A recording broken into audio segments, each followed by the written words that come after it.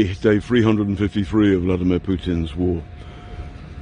A bit of good news, maybe, from the front.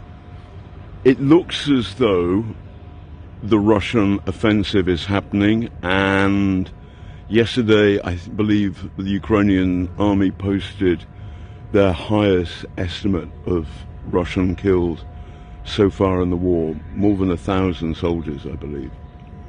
Now, I'm always a little bit skeptical of any kind of official figures, particularly like these in a very contested war, but my friend Vladimir, the guy who arrested me on day 2 of the war, says that actually these numbers are tested. You have to show video, you have to show pictures to prove your numbers.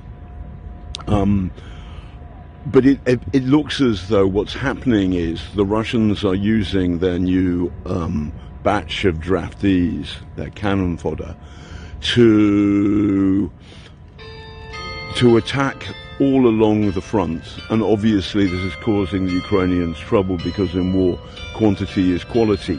However, there's the old bells, never mind.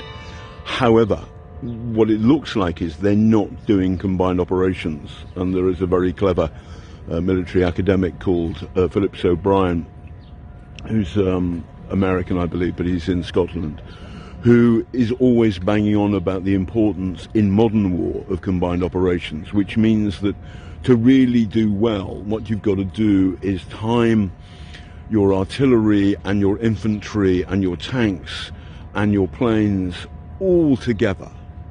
And it looks as though the Russians are just throwing cannon fodder at the Ukrainian guns, and they're not organizing themselves in an effective way for modern war. So that is really good news, because it means that the Russians are still fighting a kind of 20th century war.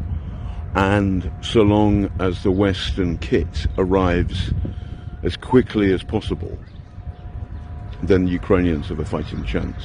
Vladimir Putin do fuck off.